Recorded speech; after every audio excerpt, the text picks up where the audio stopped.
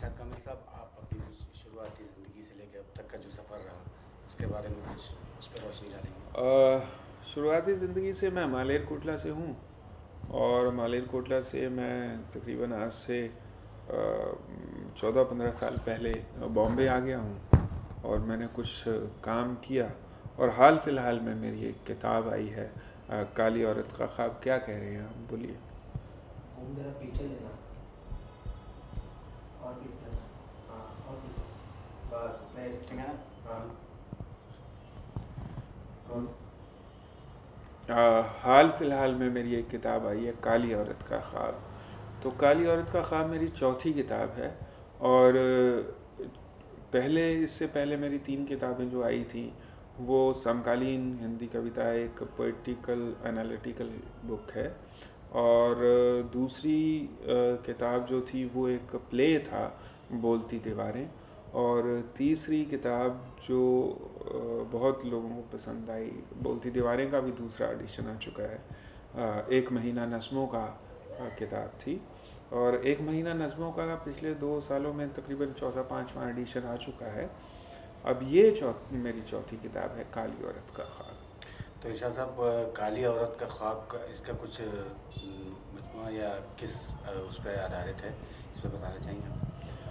काली औरत का ख्वाब ऐसा है, ये पढ़ने वालों तक, अपने पाठकों तक 3 तरीके से पहुंचती है किताब। पहली बात तो ये कि इसमें आपको मेरे गानों के सही लफ्ज़ मिलेंगे। जैसा कि मेरा इंक बैंड भी है, आप जानते हैं। और इंक बैंड के हम जब बहुत सारे शोज़ करते हैं डिफरेंट जगहों पे, करते जाते हैं, तो बहुत सारे जो नौजवान दोस्त होते हैं वो कहते हैं कि नेट पे आपके सही लिरिक्स नहीं हैं, कुछ गलत लाइनें हैं, कुछ गलत लफ्ज़ हैं, कहाँ मिलेंगे वो आपके सही लफ्ज़। क्योंकि उनको गाने होते हैं वो गीत अपने कॉलेजेस में, अपने यूनिवर्सिटीज़ में।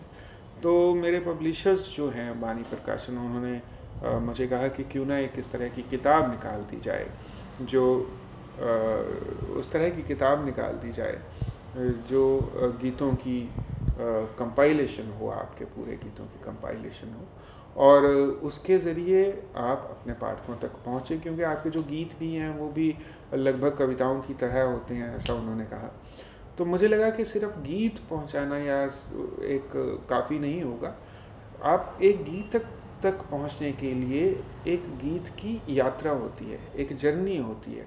कुछ ऐसे आप वर्सेस लिखते हैं, कुछ ऐसी लाइनें लिखते हैं जो उस गीत तक पहुंचाती हैं, कुछ को काटते हैं, कुछ को ना काटने की हिम्मत होती है।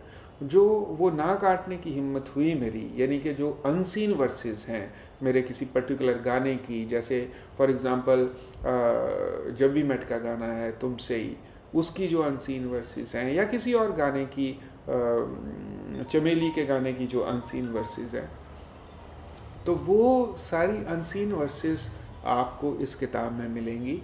और एक गाना लिखने की जो प्रक्रिया है, जो प्रोसेस है, वो भी आपको इस किताब के ज़रिए आप तक पहुंचाने की कोशिश की है मैंने, बहुत ही इंटरेस्टिंग छोटी छोटी कहानियों के ज़रिए। तो ये किताब आप ज़रूर पढ़िए मेरे दोस्तों। इसका नाम है काली औरत का ख्वाब।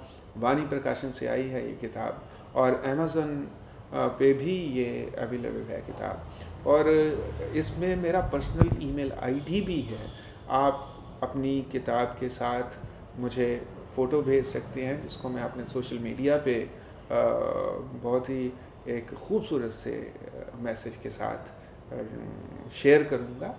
तो पढ़िए ये किताब और मुझे बताइए कि आपको कैसी लगी। अच्छा, इसका जो टाइटल है काली औरत का ख्वाब, क्योंकि नज़में और गाने हैं इसमें आपने बताया, जैसा कि तो ये काली औरत का ख्वाब ही क्यों इस काली औरत का ख्वाब, मैंने काली औरत का ख्वाब इस वजह से मैंने टाइटल रखा है इसका, क्योंकि जब भी कोई नौजवान अपने छोटे कस्बे या छोटे गांव से बम्बई की तरफ रवाना होता है, भले वो एक्टर हो, सिंगर हो या राइटर हो, कि मैं बम्बई में जाके कुछ करूँगा, तो उस सबसे पहला सवाल उसके जहन में होता है रिकग्नाइजेशन का। और रिकग्नाइजेशन के लिए वो सोचता है कि किसी दिन मुझे भी कोई अवार्ड मिलेगा, और अवार्ड मिलेगा तो मैं भी कहूँगा कि मुझे मैं बड़ा शुक्रगुज़ार हूँ अपने पेरेंट्स का, और खुदा का बहुत शुक्रगुज़ार हूँ, मैं अपने चाहने वालों का शुक्रगुज़ार हूँ, इस तरह की बातें मैं करूँगा।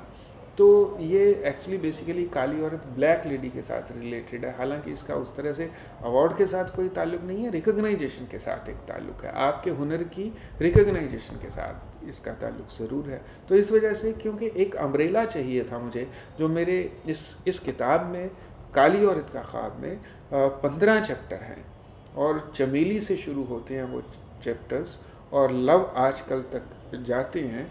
अलग अलग नाम हैं, जैसे चमेली और मैं, देव की, मुफ्त में शब्द, आधा सा वादा। तो ये अलग अलग चैप्टर्स हैं। इन चैप्टर्स के ज़रिए मैंने गीतों की प्रोसेस के बारे में बात की है, वो किस तरह से बनते हैं, या क्या बातचीत एक निर्देशक में, एक संगीतकार में, एक गीतकार में होती है। तो वो लोग जो शायरी को पसंद करते हैं, वो लोग जो मेरे गीतों को पसंद करते हैं, या शायर या गीतकार बनने की ख्वाहिश रखते हैं, तो उनको एक नज़र इस किताब पे ज़रूर मारनी चाहिए।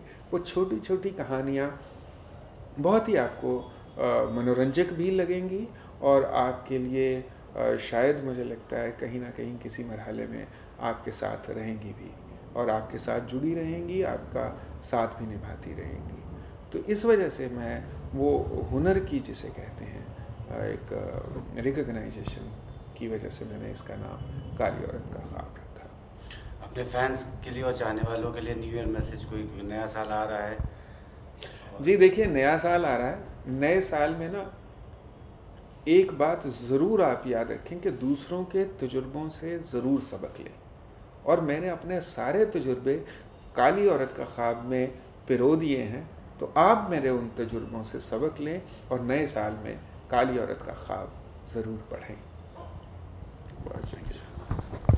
Thank you.